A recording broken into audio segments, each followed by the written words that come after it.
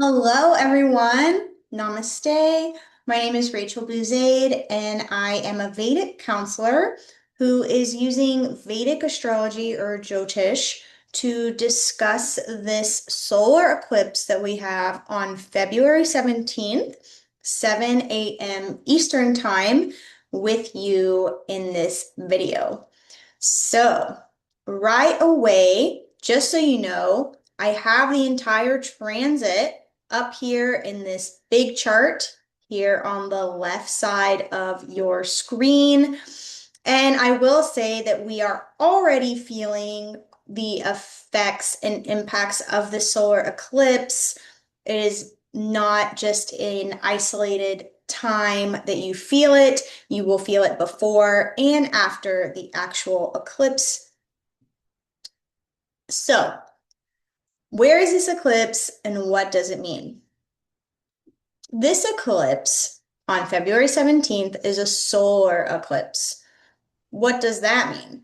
A solar eclipse is going to be when the sun and moon are exactly conjunct together. So they are at 4 degrees and 36 minutes in Aquarius in the star constellation of Dhanishta. In Vedic astrology, there are also star constellations within each zodiac sign that really can take us deeper and further into what's really going on, which is so freaking cool. I love it. So, technically the solar eclipse is in Dhanishta in Aquarius.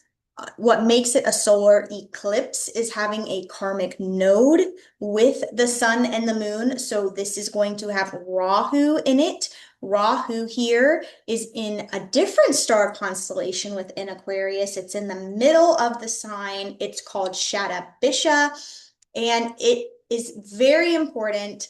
And I think this is the real theme of the solar eclipse. If you can see, Venus is exact in the same degree as Rahu in the solar eclipse in Shatabhisha at 14 degrees, which is very, very important. Mercury is also here. It's in another star constellation. So all three star constellations of Aquarius are at play in this solar eclipse. It's called Purva Bhadrapada. It's the very end of Aquarius and the very beginning of Pisces. So it has a Jupiterian energy to it. Shatabhisha is ruled by Rahu. It is very, very Aquarius. Rahu is also the second ruler after Saturn of Aquarius. So Rahu loves being in Aquarius. And we have Venus, Sun, and Moon also here. So, what does this all mean? Generally speaking, solar eclipses are a time where your ego is being affected. The sun in astrology represents your ego, your sense of self, who you think you are in the world. Okay? So a lunar eclipse is going to be about the moon, your emotions, your subconscious. So this is really about your identity. A lot of times when solar eclipses happen, we are questioning our sense of self, our identity, the direction our life is going in. Okay, this is all very normal for a solar eclipse. So if this is happening to you, please do not stress. With Rahu being in here, especially in Shatabhisha, which is the nakshatra of the 100 physicians, is all about healing and truths that are hidden or secrets coming to light. With it being with Venus to the degree, this is going to be about relationships, assets, money, and maybe even your self-worth. So I am saying this because what will probably play out for you is some secret or hidden truth or knowledge about one of your relationships might come to fruition. Something about money or assets that you didn't know about might be coming to light. This is all Venus and Rahu being in Shatabhisha in the same degree together. If you have any planets in Aquarius, if you are an Aquarius ascendant or rising, this is going to be hitting you especially. This solar eclipse is for you. This is a karmic clearing for you. There is something that is going to be revealed to you, however subtle or however in your face it is, that's for you to bring awareness to. But it is something that you need to face. It is a time for you to clear the karmic patterns that are no longer for you. This is where the mask is coming off in your relationships with people. You are seeing the truth about who people truly are. There's no hiding, there are no more facades. This is the time to really see things for who and what they truly are. And it's for you to realize, hey, is this going to be good for me moving forward? Is this something that I need to take with me, or is this actually slowing me down? This is an identity shift for Aquarius natives. Collectively, we already know what's really being played out here. So before I say that, the other part of this is Mercury. Mercury is communications, okay? Mercury in Purva Bhadrapada is intense. Purva Bhadrapada likes to purify toxicity, and it feels morally justified. So I am really seeing that conversations will be had for you to see hidden truths. A relationship will require a conversation and something will come up. And Purva Bhadrapada wants to purify anything toxic. It can be very cold. It's actually known as the two-faced nakshatra. It's kind of looking ahead while also looking back. It doesn't really know which realm it wants to be in. So just be aware of that conversations might feel very cold and icy. So make sure you're not burning bridges along the way if a conversation does happen that is uncomfortable. And just know that this is for your highest good. This, the solar eclipse, if you view it, it's like a new moon with the karmic node. And what are new moons? They're initiating a theme for you to take on. The full moon closes that theme. So this is going to be initiating, because it's a solar eclipse, a theme for the entire year. So if you ignore it now, it will only come up harder and harsher later. So please do not ignore whatever is revealed to you during the solar eclipse. What is really amazing and quite a grace is that Jupiter is aspecting this eclipse on its 9th aspect. So Jupiter is giving its grace here, and Mars is exalted in Capricorn, in Dhanishta, its full exaltation. So this is all about you finding your rhythm. What is this matching my rhythm? This is whatever's happening around me, is it matching my flow? Is it matching the rhythm that I need to move forward in my life? And Mars is giving you that warrior stamina to be disciplined and structured in your actions. This is not an impulsive energy. So this is really great in terms of being able to feel like you can act appropriately with the information that you are receiving.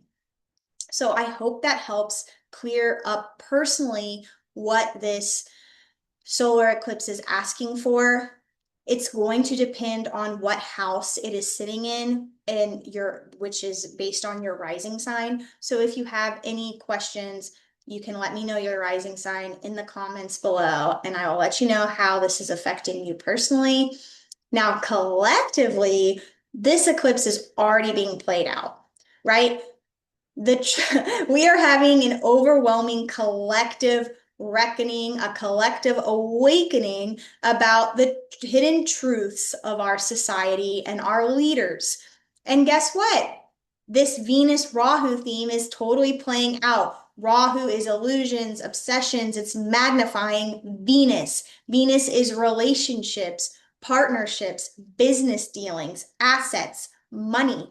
And what are we seeing in these Epstein files? We're seeing the way the leaders that control our society are completely rotten at their core with their business and their money dealings with each other. Their relationships and their business partnerships are being completely revealed. The rot and the exploitation, the corruption is all being revealed. But this time it's being revealed to the masses. This isn't about right or left wing or what side of the aisle you're on. We are all collectively seeing the truth with our own eyes. This is finally a time for us to be together on something, to be collectively in the know. This is a unification for the masses.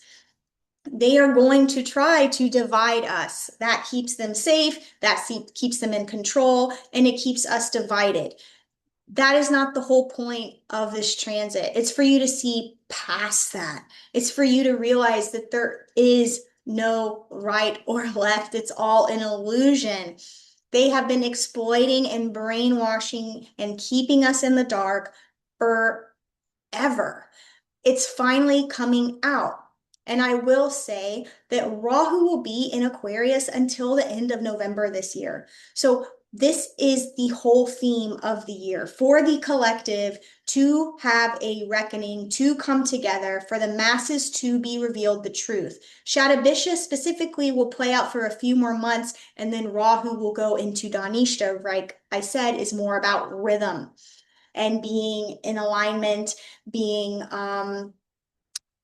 being being in flow. It's also about wealth, but I'll get into that later. But Shatabhisha is very much about healing and about uncovering hidden truths. So things are going to be exposed for the next few months. And to be honest with you, it is still getting exposed. There's so much still hidden, and they only released a third of the Epstein files, and so many names are still redacted.